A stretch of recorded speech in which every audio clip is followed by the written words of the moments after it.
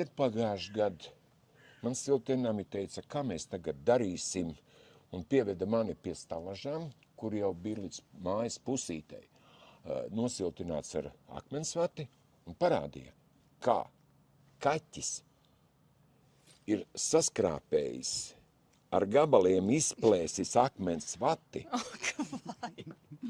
Nu, tas it kā ir smieklīgi, bet īstenībā tas nav smieklīgi.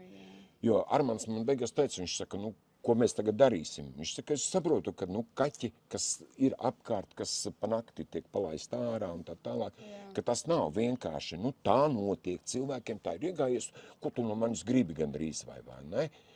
Un tad, kad mēs to visu pacēlām bišku citādākā līmenī, nu no sērijas, es savējiem tā arī teicu, es saku, nu ko mēs tagad esam gatavi, pieņemsim, maksāt papildus naudu par to, ka kaķis man ir izplēsis robu jau gatavajā nosiltinātajā sienā. Nē. Es saku, bet Armands tūlīt pasauks tā drošinātāju, un tā arī pateiks, nu, piedod, saimnieki netiek ar savējiem dzīvniekiem galā, man ir zaudējumi, jo man ir jāgriež gabals ārā vai jāmaina visa akmens vates tas gabals lielais un man tie zaudējumi. Es saku, ko mēs daram? Un tad mēs visi vienojāmies, ka īstenībā tie saimnieki tomēr tos skaķīšus savus, Todis tajā laikā piedod ārā netika laists, tā bija, jo mēs pat tik tālu bija, kad es teicu, tik līdz kāds ierauga pa stalažām rāpojošu, staigājošu kaķi, lūdzu foto kopējā čatā. 2 reizes parādījās fotogrāfija, jo tur ir redzams, kam tas kaķis ir. Mēs tā arī teicām, ko darīsim.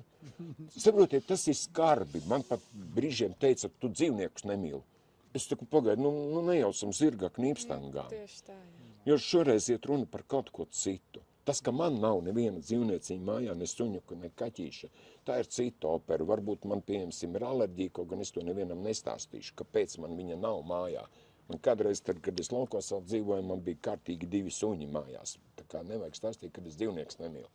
Bet redziet, ir jāmēģina salāgot tavas vēlmes ar tām iespējām.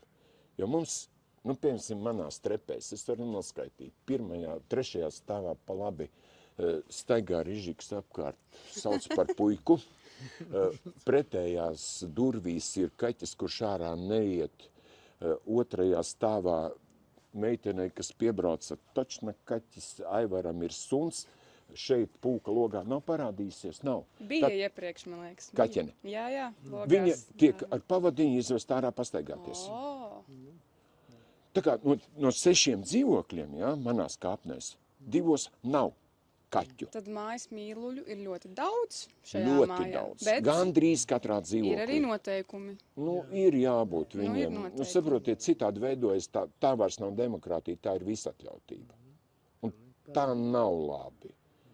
Jo, ja kāds saka, kā tu nemīli kaķi, es viņu mīlu, un tāpēc es ar viņu, nu tā īsti nedrīkst. Jo tu dzīvo daudz dzīvokļu mājā. Ja tev ir privāta māja, nav problēmas. Stāv uz ausīm, dari, ko vien vēlies. Šeit visiem jāvienojas. Bet šeit ir jārunā. Kā par siltumu, tā par mājdzīvniekiem. Nē, nu par visām tēmām. Nu, un tāpēc es varbūt nevienmēr esmu tas labākais mājas vecākais. Uz mani mēdz arī kādreiz šķīpi pastīties, un mēs esam arī skrabākiem vārdiem apmainījušies. Bet nu tāda ir dzīve, un ko, nu, tas jāpieņem.